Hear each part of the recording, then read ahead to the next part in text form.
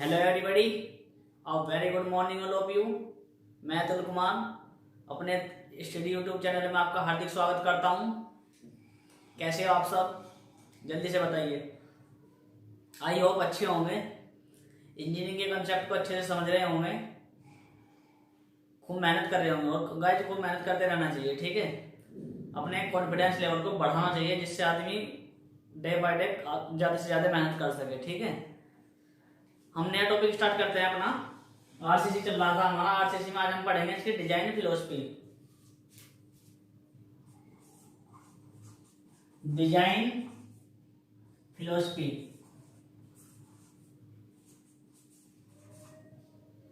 देखो भाई, जो इसका इंट्रोडक्शन था, बेसिक्स था, वो मैंने आपको बता दिया है। आज हम इसका डिजाइन फिलोसफी लेकर के चलेंगे, ठीक है। आज के लिए तुम्हारा ये वीडियो बहुत इंपॉर्टेंट होने वाला है, जिसमें मैं न्यूमेरिकल भी कराने वाला हूँ, ठीक है। इसलिए आप लोग इसको बहुत अच्छे से समझिएगा। देखो डिजाइन फिलोसफी में क्या होता है। डिजाइन बेसिकली दो तरीके से किया जाता है, ठीक है। एक होता है आपका WSM मेथड और एक होता है आपका LSM मेथड, ठीक है। WSM और एक होता है LSM। WSM क्या होता है? Working stress method. Working stress method, limit stress method, ठीक है। बेसिकली दो तरीके से डिजाइन किया जाता है, वर्किंग स्ट्रेस मेथड और लिमिट स्टेट मेथड में, ठीक है गाइस। हम पहले पढ़ेंगे working stress method. Working stress method, ठीक है। देखो वर्किंग स्ट्रेस मेथड में क्या होता है, सर्विस लोड, एक होता है लोड आपका सर्विस लोड। सर्विस लोड में क्या होगा, जो फैक्टर ऑफ सेफ्टी होता है, फैक्टर ऑफ सेफ्टी एक 3 होता है, 4 होता है। 3 किसके लिए होता है गाइस? 3 होता है आपका कंक्रीट के लिए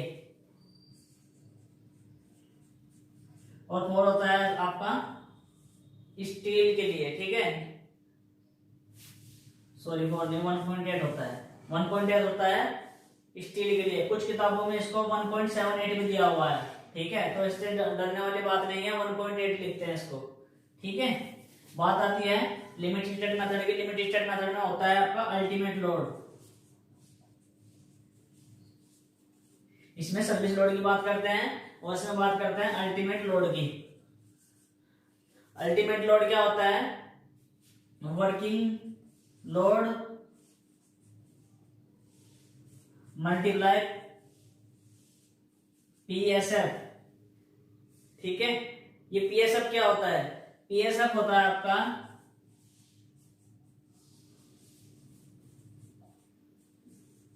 पार्शली सेफ्टी ऑफ फैक्टर,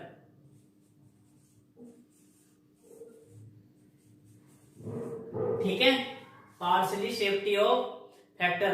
यहां तक समझ में आया गाइज? ये डिजाइन फिलोसफी समझ में आई आपकी? नोट कर लीजिए इसको, ठीक है। आगे चले।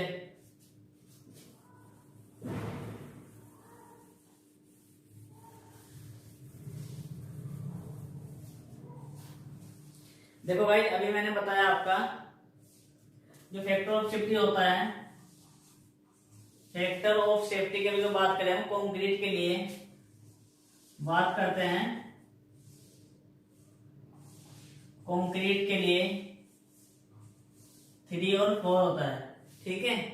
3 और 4। 3 किसके लिए होता है? बेंडिंग के लिए और कंप्रेशन। और 4 किसके लिए रखते हैं हम? कंप्रेशन के लिए। 3 रखते हैं बेंडिंग के लिए,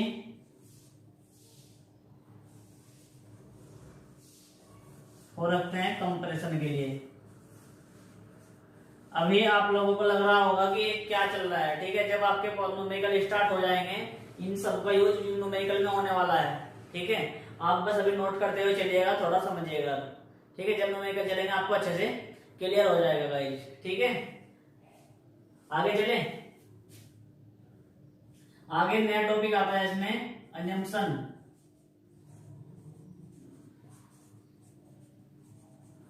अजम्पशंस। देखो गाइस, ये अजम्पशन जो है ये इतनी इंपॉर्टेंट है आरसीसी में, कुछ पता हो या ना पता हो लेकिन उसकी अजम्पशन पता होनी चाहिए। ये बहुत इंपॉर्टेंट होती है, एग्जाम में अक्सर पूछी ही जाती है, 99% पूछी ही जाती है, इसलिए आप इसको डबल मार्क कर लीजिए। ठीक है, ये एग्जाम में पूछी ही जाती है, आपको रटनी है। ठीक है, समझनी है और रटना है, समझ नहीं आता तो फिर रटना पड़ेगा। ठीक है, तो पहली अजम्पशन क्या है, देखो फर्स्ट अजम्पशन ऐसे लिखना, मैं लिखवाता चले जाऊंगा। Section remain plane, section remain plane before and after bending, before and after bending, before and after bending. ठीक है, क्या मीनिंग है इसका कि सेक्शन जो है वो क्या होता है, रिमेन प्लेन ही होएगा। ठीक है, रिमेन प्लेन ही रहेगा, चाहे वो बेंडिंग हो उसमें, चाहे वो बेंडिंग से पहले हो। ठीक है, ये जो सेक्शन है ये क्या है, प्लेन है, एक तरीके से प्लेन सरफेस में है।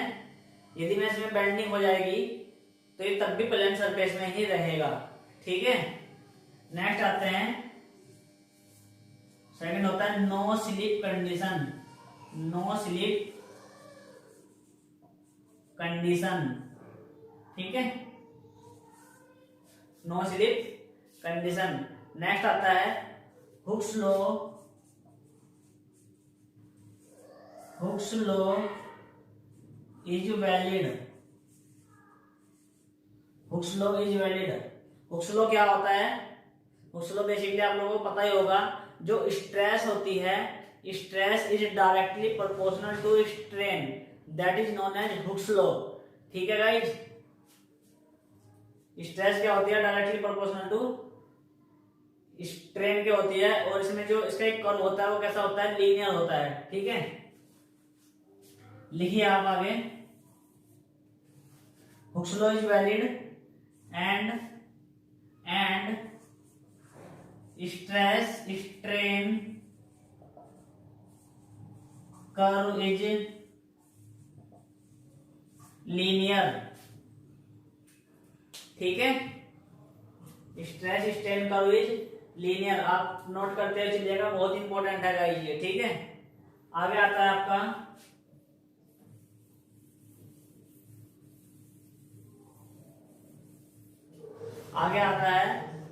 मॉडुलर रेशो, 5th नंबर था शायद ये, है ना, नहीं 3rd नंबर था। मॉडुलर रेशो, ये मॉडुलर रेशो क्या होता है, इसको देखो स्मॉल m से डिनोट करते हैं मॉडुलर रेशो को। मॉडुलर रेशो इक्वल टू होता है ES upon EC, ES upon EC। ये ES क्या होता है, EC क्या होता है, और m इक्वल टू होता है 280 अपॉन 3 सिग्मा CBC। ये m के दो फॉर्मूले होते हैं, आप दोनों को नोट कर लीजिए। ठीक है, बात आती है ये ES और EC क्या है।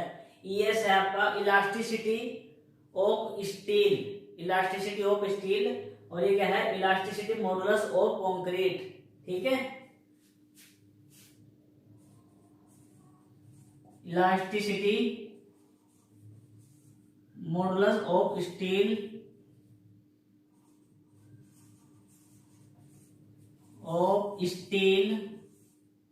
और ये क्या है, इलास्टिसिटी मॉडुलस ऑफ कंक्रीट। ठीक है, ये EC।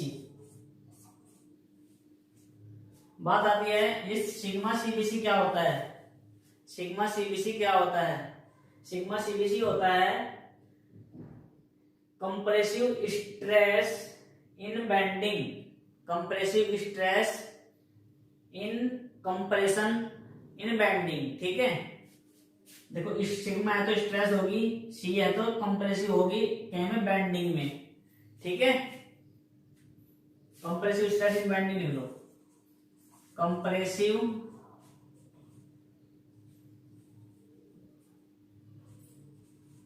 Stress in bending.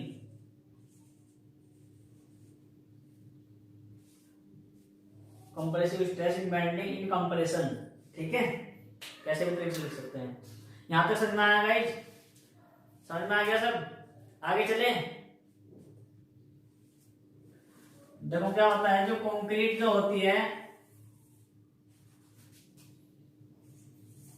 Concrete जो होती है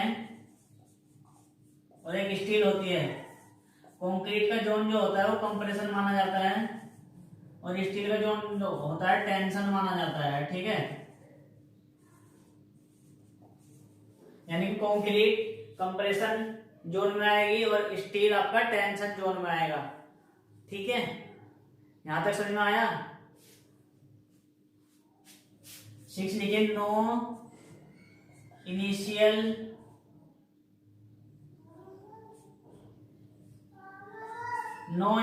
स्ट्रेस एट, हाँ ऐसे लिखे, no initial stress at level of steel, level of steel, ठीक है। क्या मीनिंग है इसका कि स्टार्टिंग में जो स्ट्रेस होगी स्टील के लेवल पे 0 होगी, ठीक है। नो मतलब कोई स्ट्रेस नहीं होगी, कोई स्ट्रेस डेवलप नहीं होगी। नेक्स्ट लिखिए पॉइंट नंबर 7,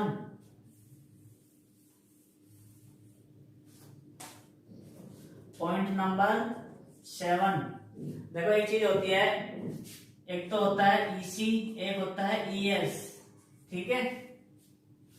जब कोई स्ट्रेस डेवलप नहीं होगी, अभी बताया कि स्टार्टिंग में कोई स्ट्रेस डेवलप नहीं होती है, तो जो इनके इलास्टिसिटी ऑफ मॉडुलस कंक्रीट और elasticity of modulus of steel होते हैं वो इक्वल होते हैं, ठीक है। और इसका फॉर्मूला होता है sigma C upon EC। Strain क्या होगी इसमें? EC होगी, ठीक है।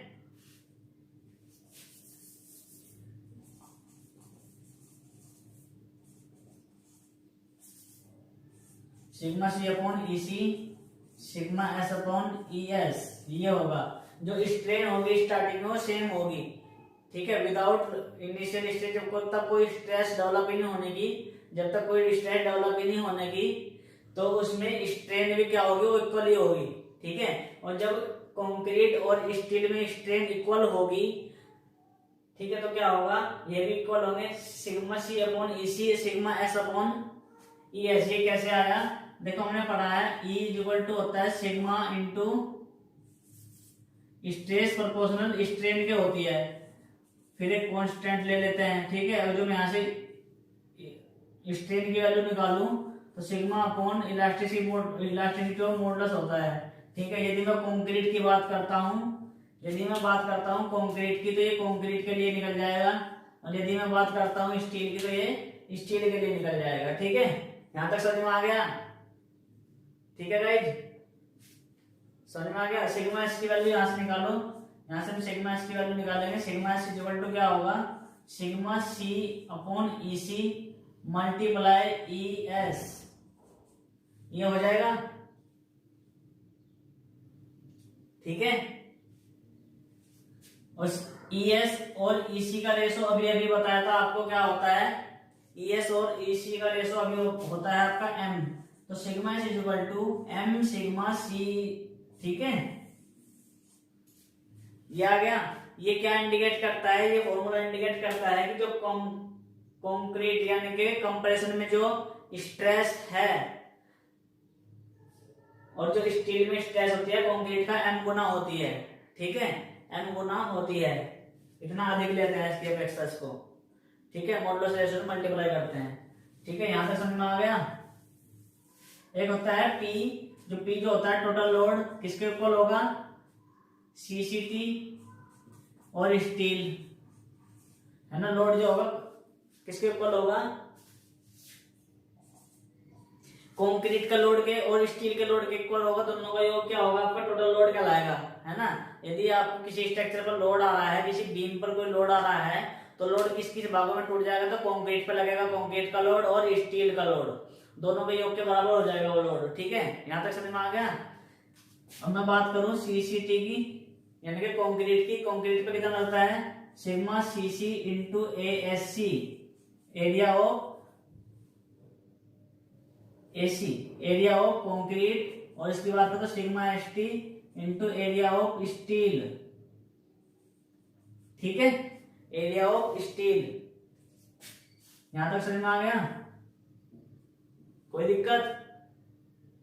और अभी अभी बताया हमने सिग्मा ST की वैल्यू कितनी आ जाएगी, सिग्मा ST की अगर बात करो तो M इंटू सिग्मा CBC, तो सिग्मा CC इंटू AC ये M गुना होता है। यदि मैं इसको CC में कन्वर्ट करता हूं तो AST आ जाएगा।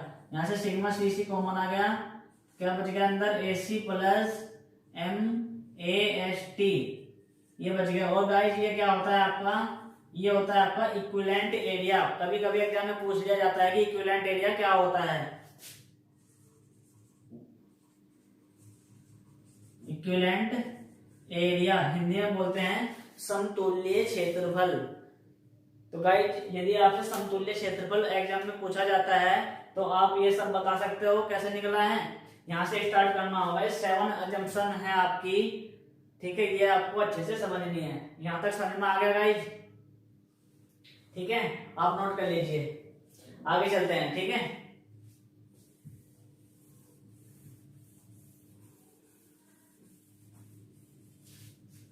देखो आगे चलते हैं। क्या होता है आपकी, जैसे कोई बीम है, यहां से थोड़ा सा ध्यान दीजिए, थोड़ी आपके खत्म हो गई, अब न्यूमेरिकल पोर्शन थोड़ा स्टार्ट होने वाला है। ये आपका कोई बीम है, ठीक है, रेक्टेंगुलर बीम है, और बीम की जो चौड़ाई विड्थ है कितनी है, स्मॉल b है, और ये क्या है आपका, स्टील है इसमें। ठीक है,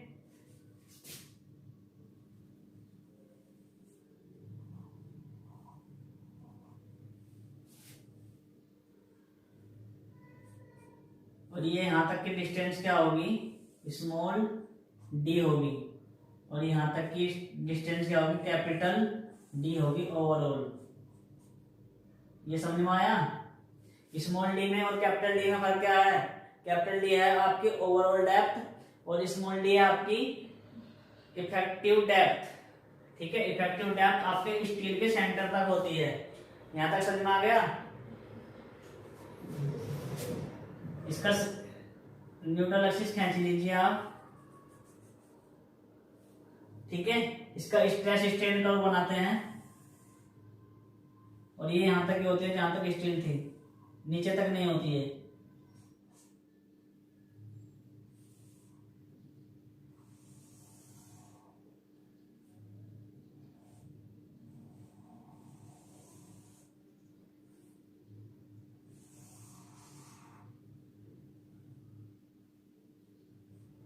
ठीक है, ये बना लिया आपने। यहाँ पे क्या होगा, ये कंप्रेसिव सीसी होगा, और यहाँ पे सिग्मा ST होगा। ठीक है, ये डिस्टेंस यदि मैं x मानता हूं तो ये कितनी आ जाएगी, d माइनस एक्स आ जाएगी। ठीक है, कैपिटल D माइनस एक्स नहीं होगी, इफेक्टिव में से घटेगा, थोड़ा ध्यान से दीजिए यहाँ पे। ठीक है, तो क्या होगा भाई, यहाँ से m इंटू ध्यान दीजिएगा यहाँ पे sigma CC, m into sigma CC, यानी कि ये दोनों स्ट्रेस इक्वल करने के लिए इसकी मल्टीप्लाई m से करनी पड़ेगी ना, m से करनी पड़ेगी, अभी बता दें मैंने पीछे। तो m into sigma CC upon ये वाली distance x is equal to होगा दिस अपॉन ये वाली डिस्टेंस। ठीक है, यदि मैं न्यूट्रल एक्सिस NA के परितः मूवमेंट लेता हूं तो, कब है कंडीशन, जब मैं NA के परितः मूवमेंट लेता हूं, m into sigma CC upon x फिर सिग्मा ST अपॉन ये डिस्टेंस। ठीक है, ये यहां तक क्लियर हो गया। यहां से आप इसको C को XC ले लीजिए, क्रिटिकल न्यूट्रल एक्सिस मान लीजिए इसको।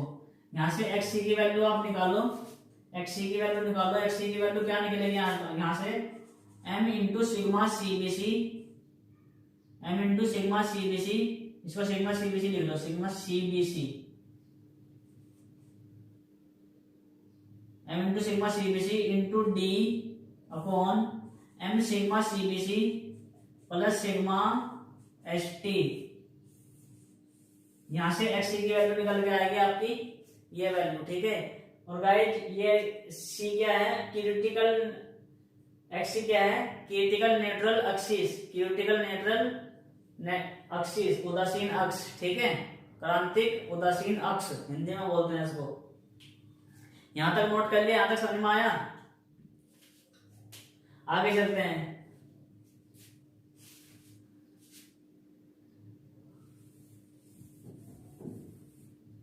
आगे लिखिए एक लाइन, अभी हमें एक्स ए भी निकालनी है।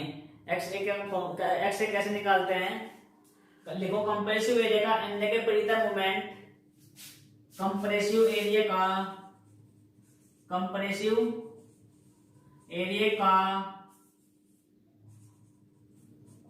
एन के परितः मोमेंट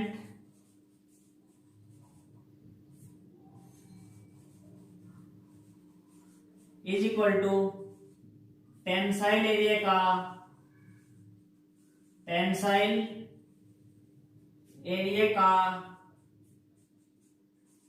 के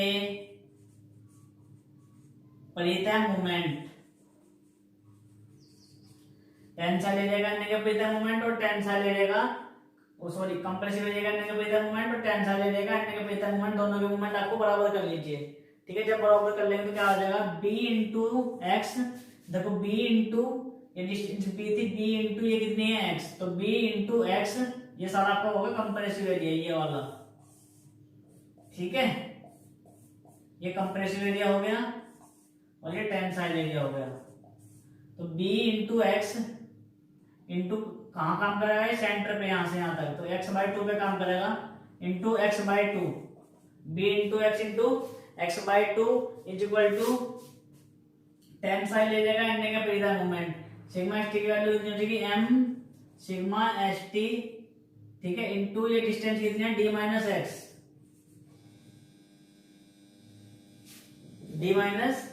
एक्स, ठीक है, m इंटू ast अभी निकाला था उसके, ast से मल्टीप्लाई, m से मल्टीप्लाई करेंगे इसकी। ठीक है, तो यहां से इसको a मान लीजिए, एक्चुअल न्यूट्रल एक्सिस निकल के आएगी, तो यहां से एक्स ए की वैल्यू बताओ कितनी आएगी, एक्स ए की वैल्यू निकाल बन जाएगी, डिफिकल्ट होती है, विदाउट कैलकुलेशन आप सोल्व नहीं कर सकते। ठीक है, तो ये यहां तक ही रहने दो उसको, b इंटू एक्स ए का square by 2 is equal to m ast d minus X A. ठीक है, ये आपकी है आपकी एक्चुअल न्यूट्रल एक्सिस। ठीक है, यदि मैं क्रिटिकल न्यूट्रल एक्सिस की बात करता हूं तो वो फॉर्मूला था m into sigma CBC into D upon m sigma CBC plus sigma st। यदि मैं बात करता हूं आपका एक्चुअल न्यूट्रल एक्सिस की, तो क्या लिखेंगे आप, कंप्रेसिव एरिया का एन के परितः moment is equal to tensile area का एन के परितः moment, b into x/2 is equal to m sigma m ast into d minus X A. इससे आप एक्स ए की वैल्यू निकाल सकते हो। ठीक है गाइस, ऐसा क्यों करते हैं, ऐसा क्यों करते हैं, एक्स ए एक्स क्यों निकालते हैं। ठीक है,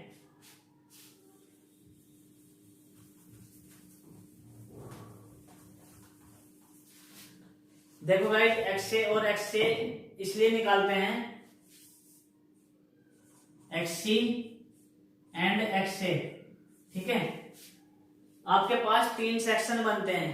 ठीक है, 3 सेक्शन बनते हैं, बैलेंस सेक्शन,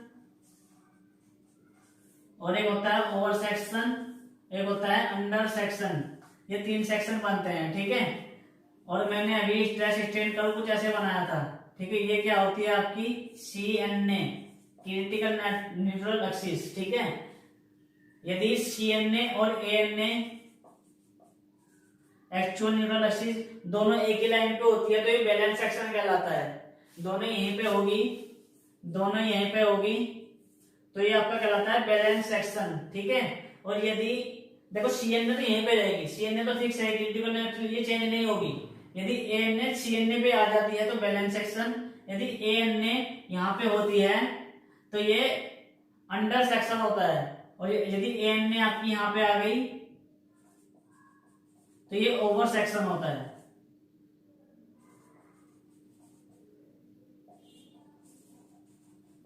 ठीक है,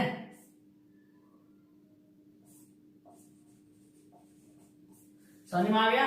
अंडर सेक्शन, ओवर सेक्शन और बैलेंस सेक्शन क्या होता है, यदि ANA CNA पर ही होती है, ANA CNA पर ही होती है तो आपका बैलेंस सेक्शन होता है, यदि ANA कंप्रेसिव एरिया में होती है तो आपका अंडर सेक्शन होता है, यदि टेंसाइल एरिया में हो जाती है तो ओवर सेक्शन हो जाता है। ठीक है, यहाँ तक समझ में आ गया। इसलिए हम ANA और CNA निकालते हैं, यानी कि XC और XA निकालते हैं, ये पता लगाने के लिए कि सेक्शन हमारा क्रिटिकल मतलब बैलेंस है या ओवर है या अंडर है। ठीक है,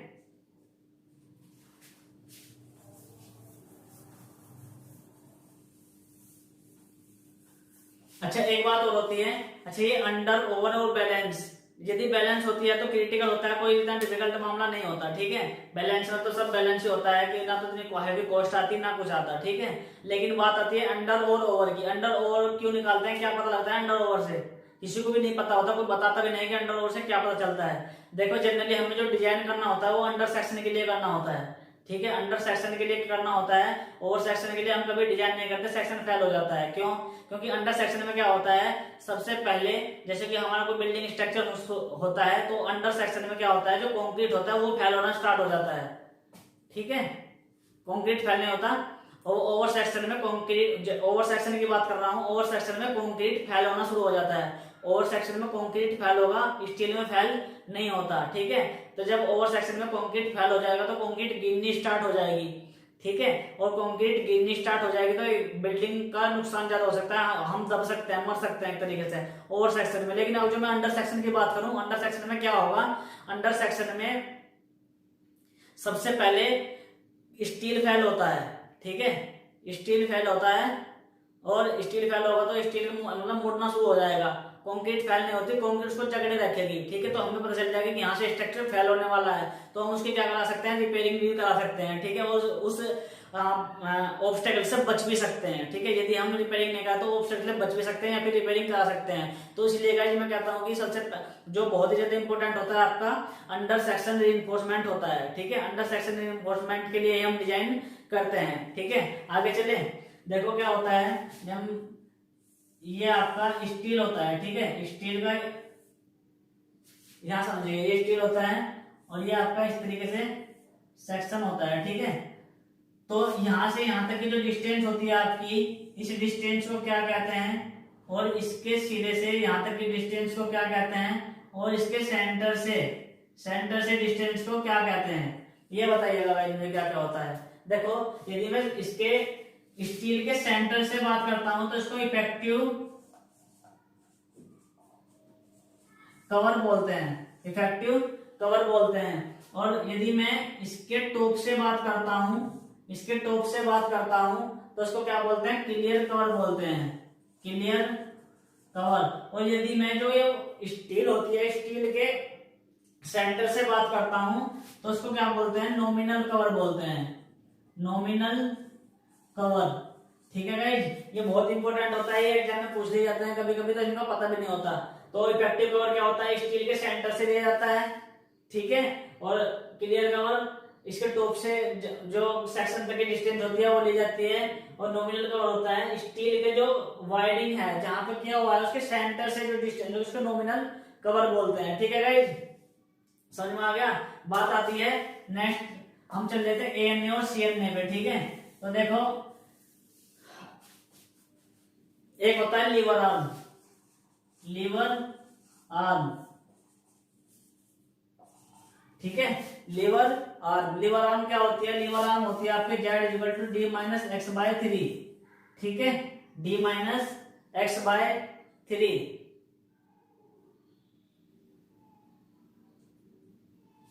देखो जैसे ये सेक्शन था, ये कुछ इस तरीके से सेक्शन बना हुआ था।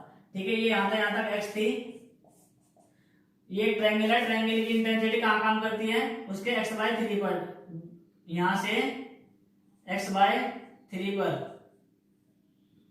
ठीक है गाइस, और ये टोटल डिस्टेंस कितनी थी, यहां तक कितनी थी, d थी, स्मॉल d। यदि मैं स्मॉल d में से d ये घटाता हूं तो ये बच जाएगी, ये कितनी आती है, d माइनस एक्स बाय 3। इसी को क्या बोलते हैं, लीवर आर्म। ठीक है, जहां पे ट्रायंगल होता है, ट्रायंगल की इंटेंसिटी से स्टील तक की जो डिस्टेंस होती है उसको लीवर आर्म बोलते हैं। ठीक है, समझ में आ गया लीवर आर्म क्या होती है। नेक्स्ट चलते हैं moment of resistance. Moment of resistance का फॉर्मूला क्या होता है, मोमेंट ऑफ रेजिस्टेंस क्या होता है, 1/σ/CBC, हाँ आप लिखते हो चलिए 1/σ/CBC into X into B into lever arm D minus X by 3, ठीक है। और ये एक्स क्या है आपका, एक्स क्या है आपका, एक्स ए भी हो सकता है, एक्स सी भी हो सकता है, ठीक है। और आपको कौन सा लेना होगा वो ओवर से और अंडर से पता लगाएंगे कि आपको कौन सा लेना है, ठीक है। एम मान का फॉर्मूला क्या होता है, M into A S T into D minus X by 3 sigma S T into A S T D minus X by 3, ठीक है। ये फॉर्मूला हम यूज करते हैं फॉर कंपैरिजन के लिए और ये टेंशन के लिए, ठीक है।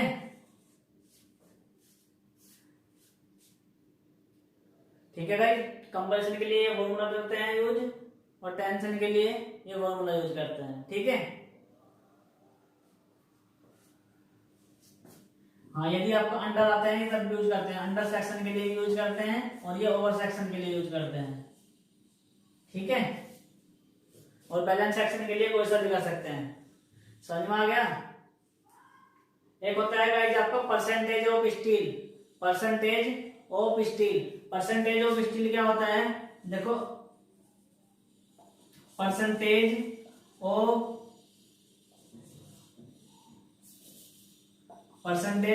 स्टील या percentage of P is equal to होता है टोटल एरिया जितना होगा ब्लॉक का और total area of steel upon total area of block multiply 100, ये क्या होता है आपका परसेंटेज ऑफ स्टील। इस तरीके से आपकी परसेंटेज निकाल सकते हैं कि स्टील में कितना परसेंट है, उस सेक्शन में कितना परसेंट स्टील लगा हुआ है। तो आई होप गाइस ये आपके समझ में आ गया होगा, जिसकी समझ में नहीं आया वो वीडियो को दोबारा पॉज कीजिए, दोबारा देख सकता है, ठीक है। लेकिन आपको ये समझना है, आज का वीडियो आपके लिए बहुत इंपॉर्टेंट होने वाला है, ठीक है, क्योंकि ये बहुत ही काम आने वाली चीजें हैं जो आपको न्यूमेरिकल में काफी हेल्प करेगी, ठीक है गाइस।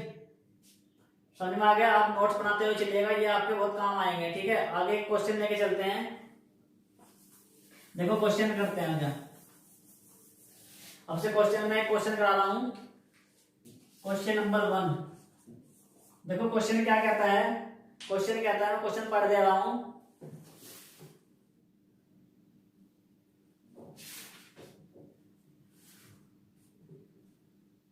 देखो एक सेक्शन है आपके पास, एक सेक्शन है, एक रेक्टेंगुलर सेक्शन है, ठीक है।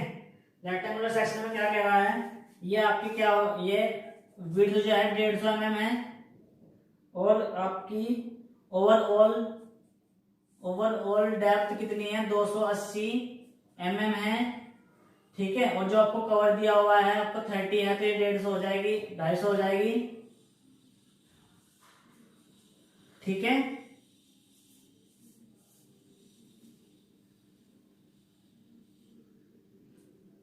ठीक है भाई, और ये क्या है आपका,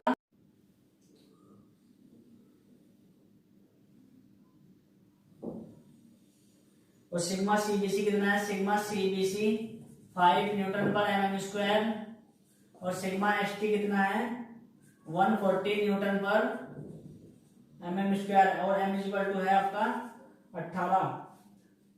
तो भाई आपसे पूछा है इसमें CNA बताना है आपको, CNA, ठीक है, CNA। तो CNA क्या होता है, CNA होता है क्रिटिकल न्यूट्रल एक्सिस, जिसका फॉर्मूला था XC equal to M sigma CBC into D upon M sigma CBC plus sigma ST, ठीक है। ये फॉर्मूला लगाना है। M की वैल्यू आपको गिवन है कितनी है, M की वैल्यू आपके पास 18 है और सिग्मा CBC की वैल्यू 5 है और D की वैल्यू कितनी है 250 है, ठीक है गाइज, और सिग्मा ST की वैल्यू 140 है। आपको कुछ नहीं करना है, सिर्फ कैलकुलेशन करनी है, कैलकुलेटर उठाना है और कैलकुलेटर में इसको टाइप करते हुए इसकी कैलकुलेशन बताओ कितना आएगा, XC की वैल्यू बताओ कितनी आएगी 97.93, ठीक है। इतने mm आ जाएगी, कर लेना। ठीक है, आई होप ये क्वेश्चन भी आपको समझ में आ गया होगा। ठीक है, नेक्स्ट क्वेश्चन लेके चलते हैं। Next question, question number 2। Question number 2 में क्या कह रहा है आपकी, ये 250 दिया हुआ है, विड्थ क्या कितनी है 250 और इफेक्टिव डेप्थ कितनी है 500। ठीक है, और इस बार कितने लगे हुए हैं 4 लगे हुए हैं। हाँ, क्वेश्चन नंबर 2 है, आरसीसी की बुक पे निकाल सकते हो। ठीक है, ये कितनी है x है और ये होती है d माइनस एक्स, यानी कि 500 माइनस एक्स हो जाएगी। यहां तक कोई इशू नहीं है। ठीक है, ये आपका AST हो गया। ठीक है, तो इसमें क्या करना है गाइस आपको, ये जो है AST 20 mm 4 बार्स, इसका मीनिंग होता है कि 4 बार लगी हुई है इसमें और एक बार का जो डायमीटर है वो 20 mm है। ठीक है, तो 4 बार का एरिया निकाल सकते हो। एक बार का एरिया कितना हो जाएगा, एक बार का एरिया निकालो। एक बार का एरिया होता है π/4 इंटू डी स्क्वायर। ठीक है, तो 4 बार का पूछा तो मल्टीप्लाई 4 से कर दोगे तो कितना आ जाएगा πd स्क्वायर आ जाएगा। पाई की वैल्यू 22/7, डी की वैल्यू 20 दे रखी है, 20 मल्टीप्लाई 20, इनकी मल्टीप्लाई करो और आंसर बताओ कितना है, 1256 आ जाएगा। ठीक है, 1256 mm स्क्वायर। ठीक है, AST निकल गया, कोई दिक्कत नहीं है। और हमें निकालना था इसमें ANA, हमसे पूछ रहा है कि ANA कितनी होगी। ANA क्या होता है, actual neutral axis, actual neutral axis. ठीक है, तो ANA कैसे निकालेंगे, मैंने बताया था आपका, ANA के लिए मैंने बताया था। हाँ, जो मैं करा रहा हूँ उसको लिख लीजिए आप, मैं एकदम मिटो देता हूँ फिर नहीं तो। ठीक है, मैं सोचता हूँ लिख लिया होगा आपने, आप तुरंत लिखते हो। चलिए वीडियो को पॉज करना, लिखना फिर। ठीक है, थोड़ा बोर्ड की समस्या है, बोर्ड का भी सॉल्यूशन निकाल लेंगे हम। ठीक है, तो आपको लिखना है कंप्रेसिव एरिया का एनए के पिरियड मोमेंट, कंप्रेसिव एरिया का एनए के period moment is equal to tensile area का एनए के पिरियड मोमेंट। ठीक है, कंप्रेसिव एरिया का एनए के period moment is equal to tensile area का एनए के पिरियड मोमेंट। क्या फॉर्मूला होता, b into xa by 2 is equal to m AST into D minus XA, यही था ना। देख के बताओ कितना था एन का फॉर्मूला, आई थिंक यही था। ठीक है, यहां से क्या करना है आपको, देखो आपको बी भी गिवन है, बी कितना है 250 XA का square by 2 is equal to m की वैल्यू कितनी है इसमें, m की वैल्यू आपको गिवन है इसमें 18 मल्टीप्लाई AST आपने निकाल लिया है, 80 आता 1256, डी कितना है 500 माइनस XA। गाइस यहां से आपको क्या करना है, एक द्विघात समीकरण बनेगी आपकी। ठीक है, आपकी क्या बनेगी, क्वाड्रेटिक इक्वेशन बनेगी, और वो quadratic equation without calculator solve नहीं हो सकती। XA का स्क्वायर प्लस 180.9 XA माइनस, ठीक है, इस केस में अक्सर द्विघात समीकरण बनते हैं। तो ये द्विघात समीकरण विदाउट कैलकुलेटर सोल्व नहीं हो सकती। तो आपको क्या करना है, सबसे पहले कैलसी रखना है अपने पास, बिना कैलसी के सॉल्यूशन नहीं निकाल सकते तुम। ठीक है, तो यहाँ से XC की वैल्यू निकालना, सीधा 40 सूत्र लगाना। ठीक है, सीधा 40 फॉर्मूला लगाना, सीधा 40 फॉर्मूला क्या होता है, XA इक्वल टू माइनस के b प्लस माइनस अंडर के अंदर b square minus 4AC upon 2a। ठीक है, ये आपको फॉर्मूला यूज करना है। ठीक है, इस फॉर्मूले की सहायता से आप ये XA निकाल सकते हैं। निकाल के बताओ गाइस कितना है XA, जल्दी से बताओ। देखो गाइस निकाल लेना, 224 mm आएगा, 224 mm। ठीक है, मैच कर लेना, जिसका आंसर आए वो मुझे कमेंट में बता देना। ठीक है गाइस, तो डियर स्टूडेंट्स, आई होप, मैं तुमसे आशा करता हूं कि आपको जो मैंने आज आरसीसी के कुछ मेन पॉइंट्स आपको कराए हैं और न्यूमेरिकल्स कराए हैं, ये आपके समझ में आ गए होंगे। आपको ये वीडियो बहुत अच्छे से समझना है और देखना है। ठीक है, और इसके नोट्स बनाते हुए चलना है। ठीक है, और प्रॉब्लम मतलब टेंशन लेने वाली बात नहीं है। आपको यदि आप अच्छे से मेहनत करोगे तो आप बहुत अच्छा पढ़ सकते हो, ठीक है, अपने नोट्स बहुत अच्छे से तैयार कर सकते हो, ठीक है। आप 1 बाय 1 एक एक न्यूमेरिकल करते जाएंगे, आपसे सब न्यूमेरिकल बन जाएंगे, ठीक है गाइस। बात आती है कंसेप्ट की, आपको बस कंसेप्ट समझना है, ठीक है। और ये कंसेप्ट की था, ठीक है गाइस। आई होप आप अच्छे समझ में आए हो। तो डियर स्टूडेंट्स, मेरे चैनल को सब्सक्राइब कर दीजिए, ठीक है, और बेल आइकन पे भी क्लिक कर दीजिए, जिससे मेरे वीडियो के नए नए अपडेट्स आपके पास सबसे पहले पहुंचे। और वीडियो को लाइक और शेयर करना ना भूलें। Thank you.